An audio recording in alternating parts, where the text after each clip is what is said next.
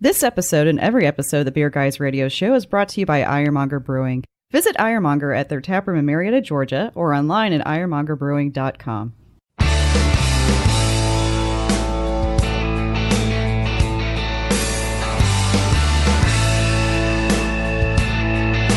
Open up a tab, grab a seat, and pour a pint. It's time for the Beer Guys Radio Show. You want free beer? Go to the brewery. Dedicated to the art, science, and enjoyment of craft beer. Yeah, what's wrong with the beer we got? Now, here are your hosts, Tim Dennis and Brian Hewitt.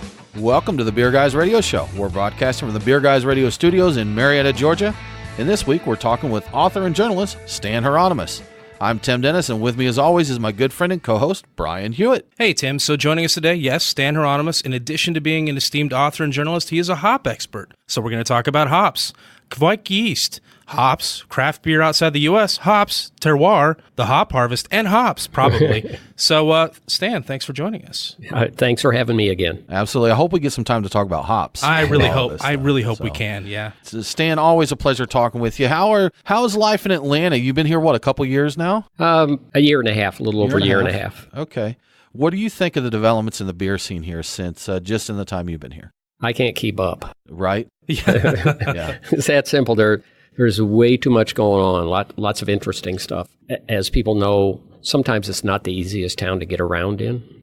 So it's good to have a brewery as close as possible so you don't have to try and get That's right. So, and of course, we live a 10-minute walk from Wrecking Bar, so it's really hard to, some days you just go, why venture beyond that? So don't mess with the masses. Go right to the neighborhood, especially if it's the Wrecking Bar. Yes. Absolutely. That'd be dangerous just living nearby. I would would never leave, yeah. Yeah, that's one of my favorites, so sure enough. Well, Brian, we got out and got into some of the madness of Atlanta this weekend. Indeed. Had to deal with that. So we went over to Pontoon Brewing, who had their Brownie Batter Bash, which is their Imperial Stout. Brownie Batter Stout, they did quite a few different variants on that one. My favorite, easily the Mexican Hot Chocolate, was just really good. Had a nice heat finish on the end of it.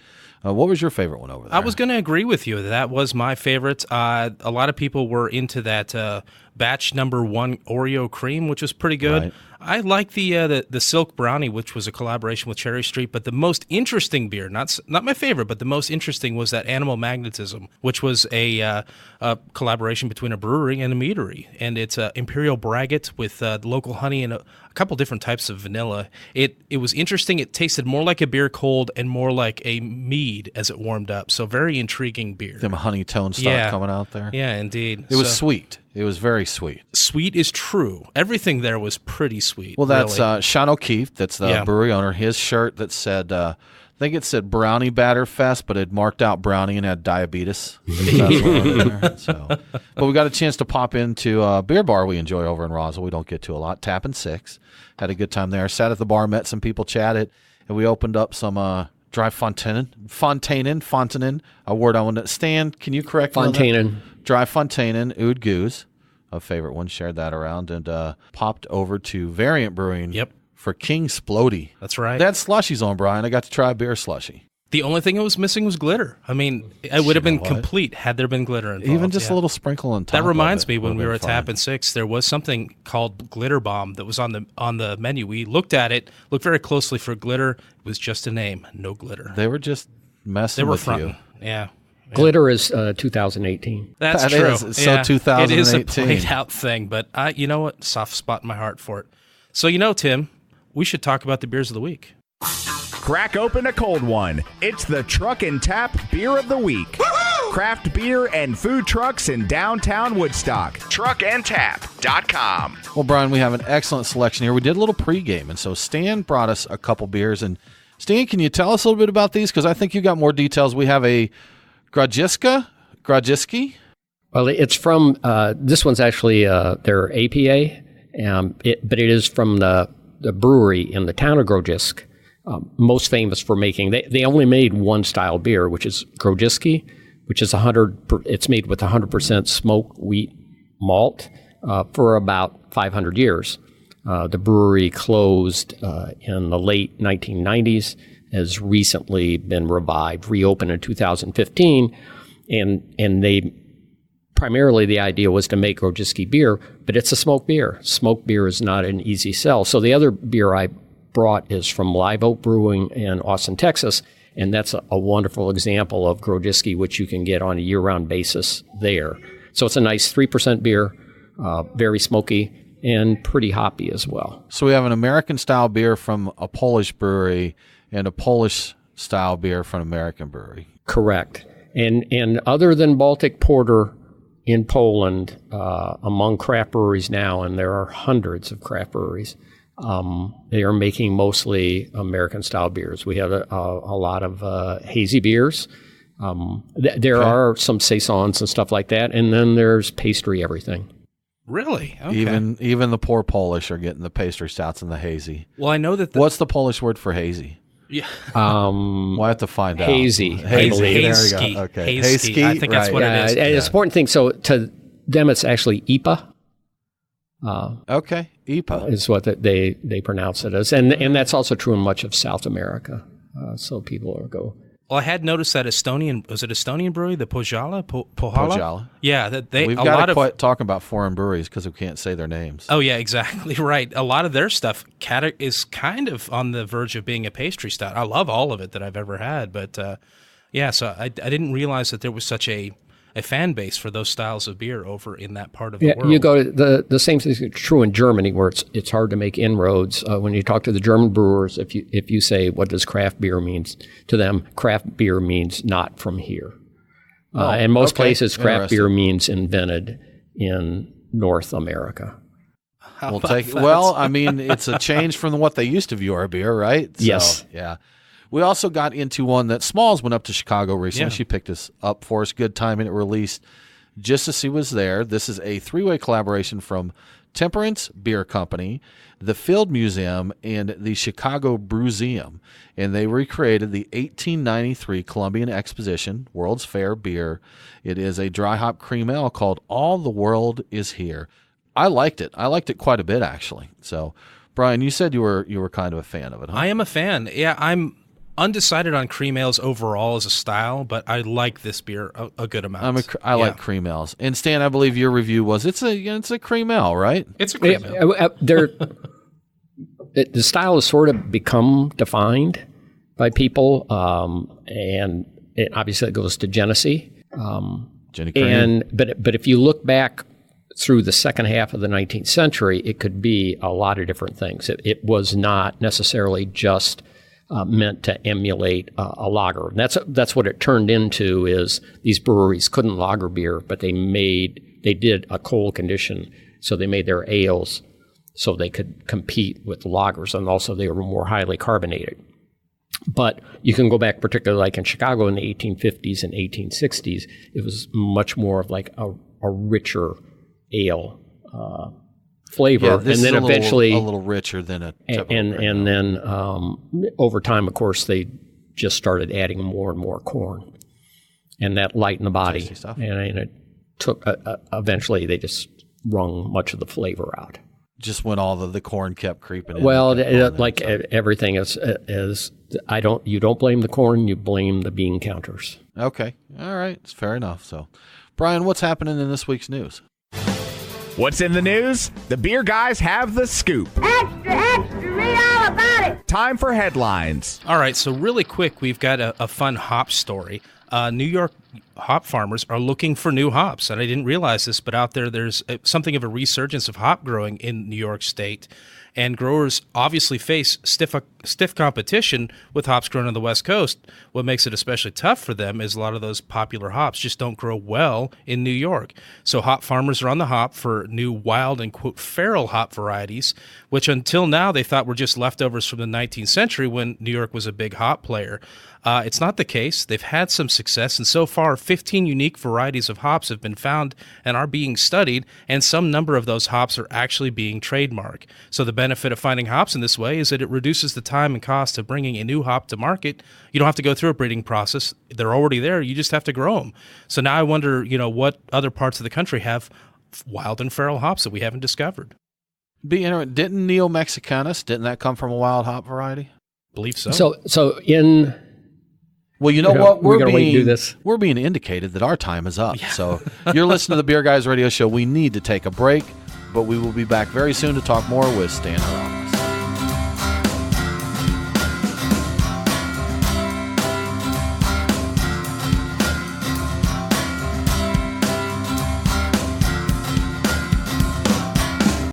Is your brewery or restaurant flooring all jacked up? Your foundation needs to be protected from heat, chemicals, and other contaminants. At the same time, you want to make sure it's slip resistant and you can clean up your messes with soap and water. You know who to call? ResTech. We've been manufacturing poured-in-place flooring since 2002, and we've got solutions to fit any facility's needs. Go on and visit our website at ResTech.net. That's RES-TEK.net. Drop us a line and we will come to you for a free evaluation. Oh, yeah.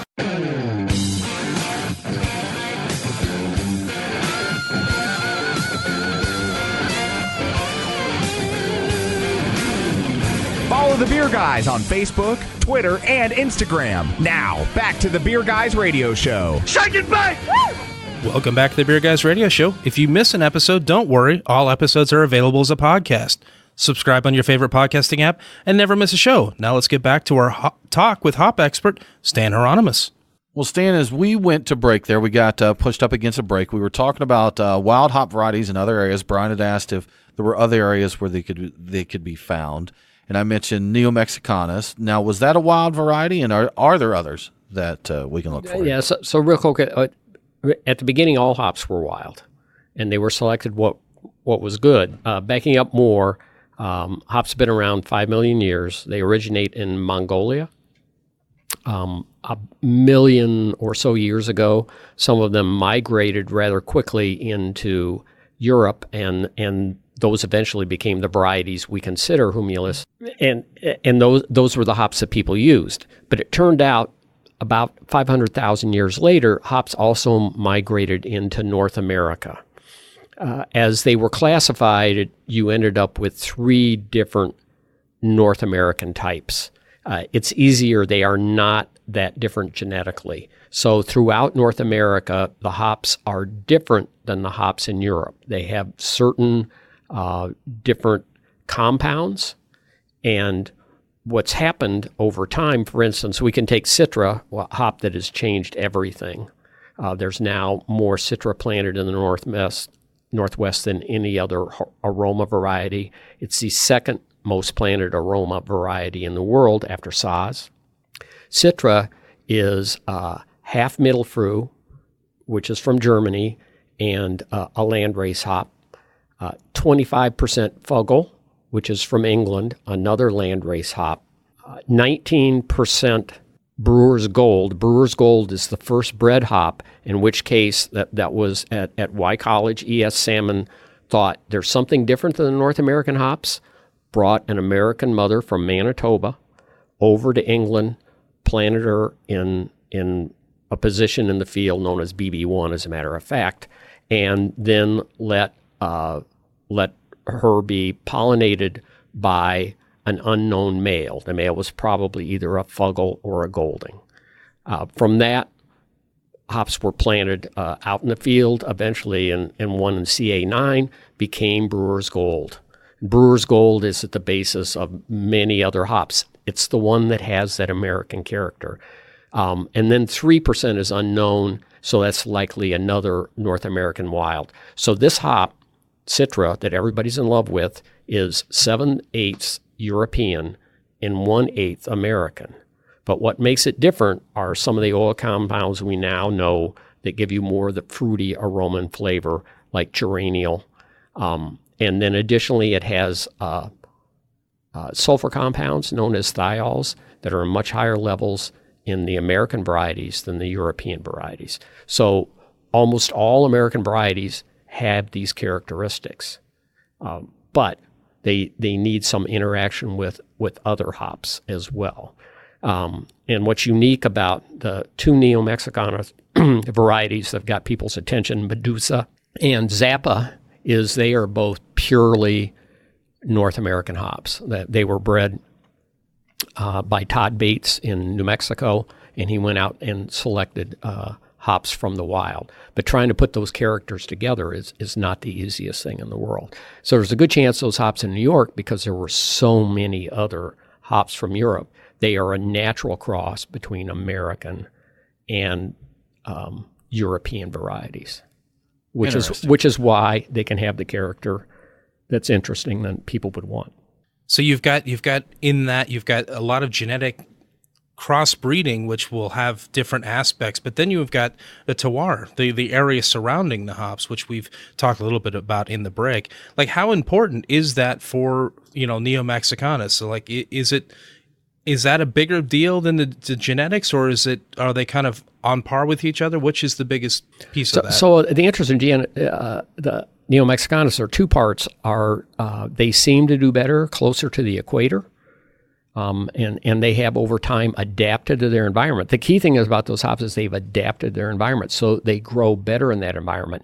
But in the case of Neo-Mexicanus, at Todd's farm, which is between Santa Fe and Taos, so at about 6,000 feet high, a lot of sun, not a lot of rain, those hops never got to the wire.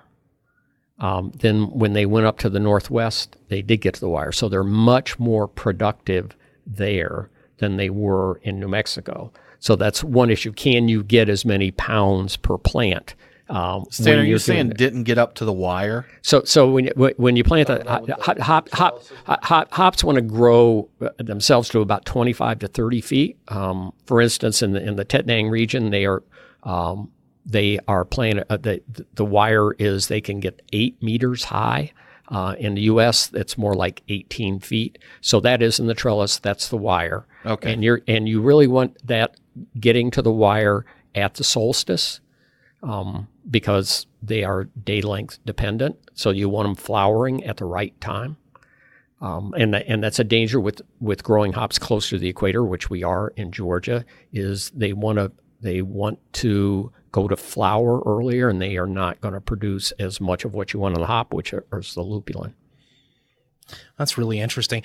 So, I mean, you get less lupulin. I would think from a little bit I know about plants, which isn't really that much actually, that the shorter the plant, the more stuff goes into each individual thing that's produced. So maybe, like, I would think short plants would produce super hop cones, but I guess that's not right.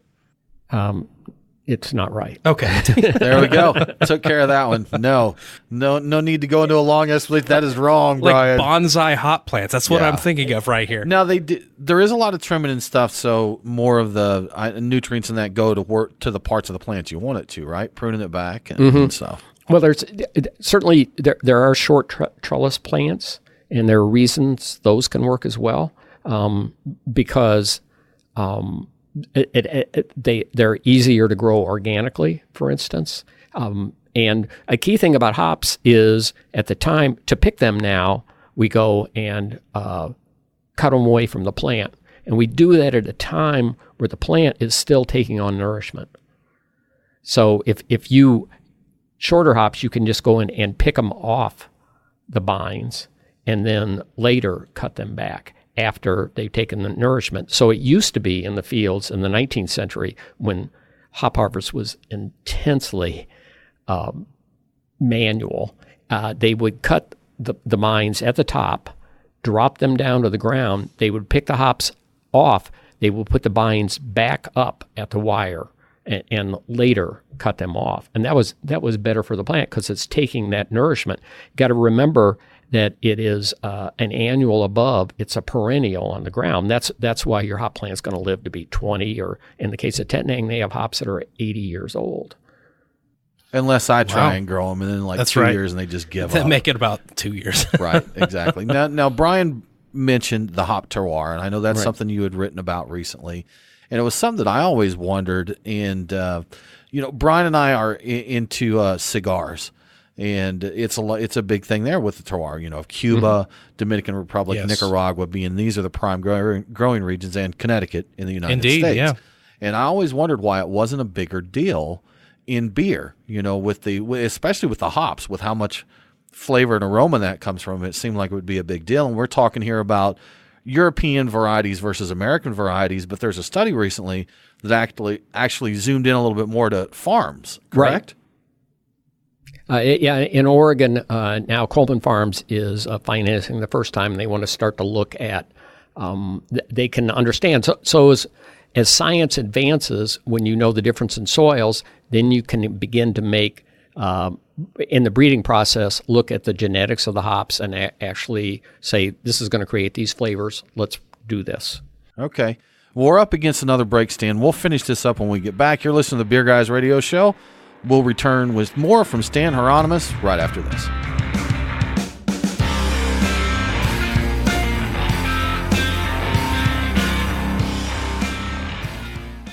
Brian and Tim, the Beer Guys. If you're like us, no lunch or dinner is complete without a pint or two of craft beer. Which is why Truck and Tap in downtown Woodstock, Alpharetta, and Duluth are always on our list. Tim, why do they call it Truck and Tap? Well, the tap part is easy, Brian. They've got 18 of them. As for the truck part, that's where it gets interesting. Truck and Tap features your favorite Atlanta area food trucks, so you're getting a different menu every day. Truck and Tap in downtown Woodstock, Alpharetta, and Duluth. Truckandtap.com. Let them know that the Beer Guys sent you. Have you ever thought about owning your own brewery but don't know what it takes to get one built? We're Storytime Construction, and we build breweries. We're Georgia's most experienced and hands-on contractors when it comes to building new breweries and tap rooms, or expanding existing breweries. We offer full build-outs, remodeling, and additions, as well as consulting and construction management.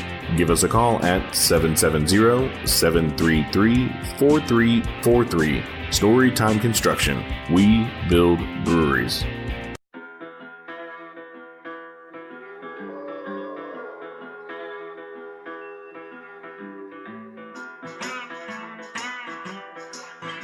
Follow the Beer Guys on Facebook, Twitter, and Instagram. Your revolution is over, Mr. Lebowski. Condolences, the bum's lost. Now, back to the Beer Guys Radio Show. Welcome back to the Beer Guys Radio Show. I want to give a quick shout out to one of our great radio affiliates, WRMN 1410 AM in Elgin, Illinois. Catch Beer Guys Radio on WRMN every Saturday at noon local time. Now let's get back to our talk with Stan Hieronymus. Stan, we were talking about hop terroir, and it's something that has recently become up, and they've looked at it not just regions like U.S. or Germany and that, but going to farms and looking at the terroir there. So I guess one question is, why hasn't this been looked at more up until now, and isn't it a fairly big deal? It's hard for me to say why it hasn't been looked at before, because we did not appreciate subtle differences in beer. And there are lots of reasons to look at it now, and it's not only, for instance, what the Colemans are financing in Oregon, which is the idea we're going to create these others, aromas and flavors, but you can look at like Mighty Axe, which is a hop farm in Minnesota, has renamed some of their hop varieties because they want to point out how different Cascade is in Minnesota versus Cascade from Washington State or Oregon. They're all different. New Zealand renamed their Cascade 2 or 3 years ago, gave it a native New Zealand name, which I should remember, but I do not. There's a lot. You remember a lot, Stan. I'm impressed. So if you forget one hop name, we're okay. You have to say an extra geraniol or linalool to make up for it. Just one extra one of those, and we're good. So they're over time, as we differentiate, because the cost of if people can begin to differentiate where they say that it's going to cost a little bit more for hop farmers in Georgia or North Carolina or whatever to deliver these hops, and they have these other subtle differences in flavor, if you can do that as opposed to pouring in 4 pounds of a proprietary hop from the Northwest, which is spectacular, and you love those big knock you in the head aroma and flavor, but that price can even itself out. So if we have this idea that we're going to move to beers with more nuance in them, then hops are one way to express that. I would say barley varieties are as well. Not my area of expertise. Okay. Well, that was something, because I've brewed recipes that even the homebrew, when Brian and I were homebrewing, if we'd get a different malt one time, there was a difference in the beer. And, it may be subtle or minor, but we've even done a malt tea test. And all these pale malts, and they're all just called pale malt, but there's a difference going from one to the other. It may be subtle, but if you're there looking for it, and I have to think on a large scale. I remember finding a Dogfish Head clone one time, and it said you had to use Thomas Fawcett pale malt, or you would not get the right clone. It just wasn't going to happen. And I know a lot of times breweries are just like, I get pale malt. I remember seeing a lot of homebrewers use those interchangeably. Well, if you can't get the one, and even homebrew shops, you can't get that. Well, we carry this. That's good enough. And if you can't find the pale malt, just throw some Bisquick in there. There It'll you be go. fine. Yeah, you're fine, Pam. Yeah, it'll be great. It'll be fantastic. And my guess is when they said Thomas Fawcett, they meant Thomas Fawcett Maris Otter. And Maris Otter is a really distinctive hop. And I know people who swear they can tell the difference between, say, Fawcett and Crisp. And once actually I had a barley wine, entered in a National Homebrew Contest, and in the first round, one of the judges turned out to actually work for a malt salesman company. He said, "This is a great example of Crisp," and it was Fawcett. Okay. This is such Too an bad. excellent Crisp. It tastes exactly like Maris Otter Fawcett. Exactly. Well, Stan, we're going to move a little bit to yeast now, because we have us a large vessel full of a Norwegian farmhouse ale brewed with a kveik strain. We think it's Voss. We've messaged the brewer to see if we can find out, but we think it's a Voss. We've seen a lot of discussion. This is the hot topic right now, a kveik within the brewing world. We've talked to several people about it. We had Travis Rupp on last week, talking Ancient Beer. We talked about that. And as I mentioned, he said to say hello and thank you for all your advice over the years. But what's the latest in the world of kveik? What's going on out there with this? Well, first of all, if anybody has time to jump on a plane to Chicago, and I think it is the weekend after Labor Day. I'd have to look at the dates. It could be the next weekend. But anyway, that there will be a kveik fest in Chicago at Burnt City with 20 to 30 breweries, most of them Midwest, but a few others, showcasing different beers with kveik.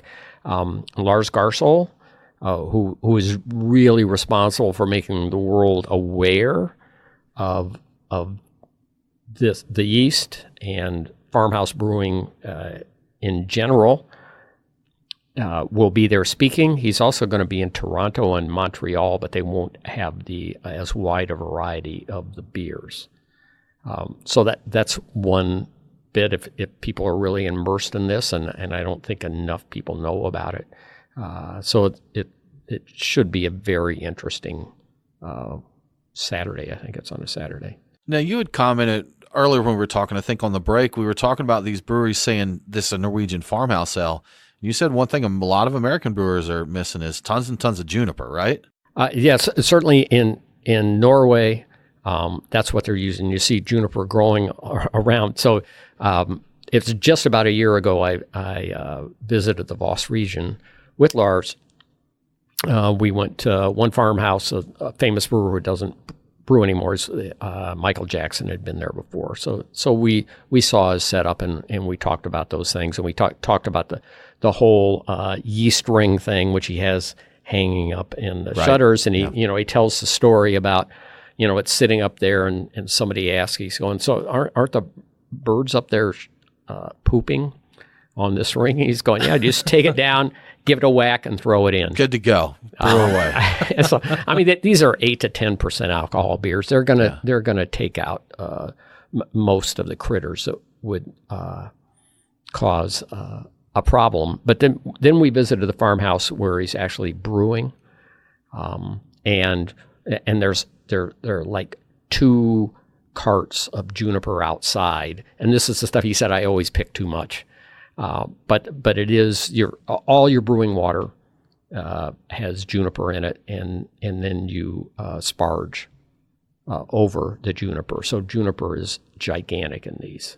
So I have a couple of thoughts. Everybody using, well, I guess that's spruce tips. That's a different thing. Maybe they use spruce boughs in their water to enhance that spruce tip flavor. But really what I'm thinking is when you've got those rings of kveik yeast hanging up, are you not in fact collecting other wild yeast with that? Is kveik so powerful that it dominates the other yeast? Is that what keeps it pure, or is it kind of an evolving yeast culture? Well,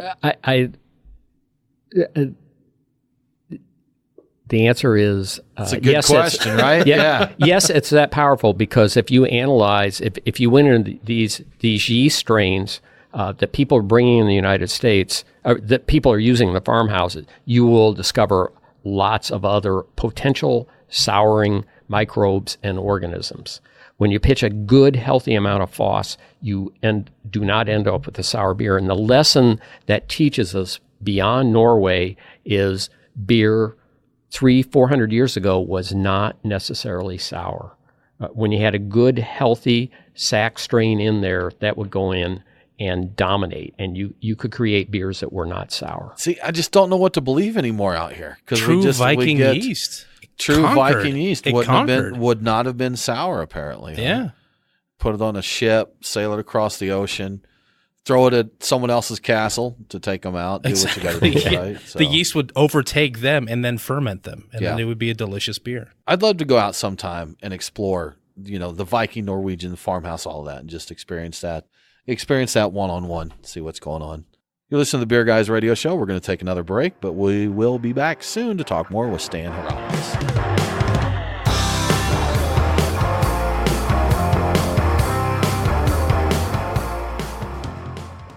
Craft beer forged with a reverence for tradition and new styles that start a revolution. Ironmonger Brewing. The brewers at Ironmonger Brewing pride themselves at being masters of barrel-aged, hoppy, and sour beers. They invite you to their tap room in Marietta, Georgia to taste and see. Also visit their barrel room for an intimate drinking experience with great live entertainment. Keep up to date on all things Ironmonger by liking them on Facebook. Ironmonger Brewing, establishing a new standard in craft beer.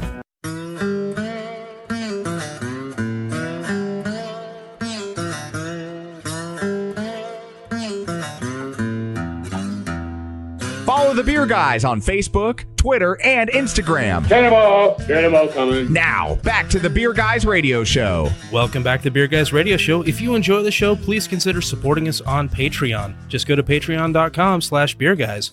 Patrons can get some cool perks like Beer Guys swag, commercial-free episodes, and even bonus episodes that aren't available anywhere else. And this week, weird beer news. Weird beer news. I'm talking about vodka made with radioactive water and radioactive grain from Chernobyl. Timely, because there is a Netflix thing about Chernobyl that's very popular right now. Yes. And then there's space beer. But we're not going to get into that now. We're going to go back to our conversation with Stan Hieronymus. Stan, we want to talk some more hops. I'm sure you're down with that, right? Fine with me. So we saw some information you gave. We were talking about hop harvest. And so up across the board from what I see, European harvest and that. So can you give us kind of what's hot this year? What are they harvesting a lot of? What's coming out there? What are we going to see? The two parts are, first of all, is the business part, which is there's the way things work backwards are the largest breweries in the world need hops that are high in alpha, even though they create beers with very little bitterness. But they are the biggest buyers of that. If alpha falls short, then you can get this trickle-down effect, which other hops become more expensive. That's what happened 12 years ago with the short-term hop shortage, to where all of a sudden Cascade, which had sold for $2 or $3 a pound, was selling for $30 a pound. Ouch. Because it was the only way to get alpha. So during much of this season, the early part of the season in Europe was really good. Then it got dry and hot. There were two gigantic heat waves across Germany, and some concern into August. It cooled down, more rain. It looks like it's going to be an average season, which means for many American brewers who do not have contracts to buy varieties, even popular varieties, be it Centennial, Citra, Mosaic, they're counting on buying those, what's available, that they are not going to be used for alpha. So that's good news. It's generally been a good hop growing season, but were some issues. So this year, the biggest gains were, if Mosaic and Citra had not gone up in planting, we would actually planted fewer hops this year in the Northwest than we did last year. But lots of Citra and Mosaic going in. Mosaic looked pretty solid. The Citra babies, there are a variety of issues with those. So you can see some brewers this year whining about they can't get the Citra, they can't make the beer that they want to make. And which means the spillover for home brewers is down the road that Citra is going to be hard to get and maybe more expensive. And I think at least for home brewers, because I think, what's the one they're chasing, right? Simcoe? Which one is it that's Centennial? Centennial? Okay. I've heard a lot of brewers, talk about the Centennial, and the Centennial is difficult because it's been a hard hop to grow. It doesn't yield as much, and there are a lot of regions. You've had a lot of acres added in southern Idaho. Centennial doesn't particularly like southern Idaho. Centennial likes northern Idaho, but of course there's only one farm in northern Idaho, and that's the Anheuser-Busch farm. Okay. I've heard a lot of people talking about Galaxy, and I thought that might be a bigger thing, but it sounds to me like Centennial, Citra, and Simcoe are really still the stars of the show in terms of what's being grown. Well, Galaxy and Nelson Sauvin from the southern hemisphere are really big, but the acreage is just small on those. So there's, in terms, there's a lot more Galaxy than there is Nelson Sauvin, and both of those hops are more than half that's grown in that region, and you can't put too much. The hops within a region cannot dominate one variety, because you realize hops are going to be picked over a 4 to 6 week margin, and there are those varieties are going to be best inside of a week. So right now, Citra and Mosaic want to be picked at the same time. Oh. So that really puts a strain on the farms, and the choice would be they would need to have more picking. And a hop, if you think, what is a hop picker on a small scale, it's still a machine that does this work. At the scale in the Yakima Valley, it is the size of a large warehouse. It's this gigantic contraption where hops are bouncing all over the place. And to put in a facility that will pick another 600 acres is $1 million. Wow. So it's hard to do that. And then you need to put in more kilning floors. So all of these things become an issue. When I was down in South America, tasting a lot of IPAs that have onion garlic flavor. Oh, okay. And do they notice and complain about that there, or is it accepted? Well, the brewers don't like to point it out. Okay. Some consumers notice it. Some go, I guess this is what they're supposed to taste like. In almost every case, when I would talk to them, I would ask them, and they were beers that had Mosaic in it. And what they haven't looked at, because they do have bags that have their lot numbers on them, is they hadn't looked at the lot number. And one brewer who really does notice it, I was telling him, you need to get everybody in this region organized so you begin to understand what you have. But Mosaic, as an example, is if it's picked late and if it's kilned at higher temperatures, because, again, you have to hurry getting those through the kiln, then you are going to start to get your onion garlic. That's interesting. I've noticed that in beers. I've never figured out exactly what it was. I honestly thought it had to do with doing something crazy like using Amarillo as a bittering hop. I thought that's really what it was, and somebody had mentioned that, but now it sounds like it could just be the harvest and the preparation of the hops themselves. It can also be an error during the brewing process, but more likely it's not. For one thing, Amarillo being an example, if you go back before 2012, Amarillo was grown on one farm, and so it was picked on both sides of the window. And I had a friend who was at a brewery, and he got and to this day he does not use Amarillo. He got Amarillo, and the pellets come in, and the pellets smell like onion garlic. And he took them all out, and he put them in those plastic containers with a lid, garbage stuff cans. Like not that big. They were small enough, and he'd walk around and shake them every day, and then pop the lid with hopes that they would clean up, and they continue to smell like onion garlic. See, I was going to say that would be impressive. He did kind of shake it off there. Mm-hmm. No. A little bit of a tangent here, but I think this is something that our listeners would probably be interested to know. Denali hops are getting a rename. Is that right? They're going to be Sultana? Yes. And that's due to a rights issue. Is that correct? Well, yeah. So Denali Brewing. And the same thing happened with, if you recall, in 2014, HBC 366 was named Equinox. They announced this in Denver. I'm standing on the floor at CBC in Denver, and I'm going, you do know there's a brewery just up the road called Equinox. And sure enough, those people came in and said, we have a trademark on this. And in the case of, and I can't tell you the number, the Hopsteiner puts like 5 numbers on their hops, so it's 075342, and that's definitely not the number. So it was known by that name. They named it Denali. Denali Brewing said, we have a trademark. They went back to calling it by the number, and then they named it after a not so well-known Alaskan mountain, Sultana. Okay. Still keeping the theme there then, right? Yeah. But that's because Denali got hot. We've seen that in a lot of those. Seriously. It's a very nice hop. You know, the good thing is when they start using Sultana and people don't listen to this show and don't know that, they can start pitching it as a new exciting hop. And people are like, I love Sultana. I can't stand Denali. Yeah, hate Denali. I'm glad they're not using that anymore. Well, the people who come up with the Denali Sultana blend, those will be the ones. Yeah, that's it. Yes, that's using both of those. Somebody selling their old hops off with the old name. Yeah. Well, Stan, what's next on the tour for you? You go. Where are you headed to next? Missoula, Montana, for the Montana Brewers Conference. I look forward to having their beers and talking to them about establishing Montana beer and its own terroir. That's going to be fun. And Stan, you send out a newsletter. If people want to subscribe to that, it's AppalachianBeer.com, correct? AppellAtion, Appellation.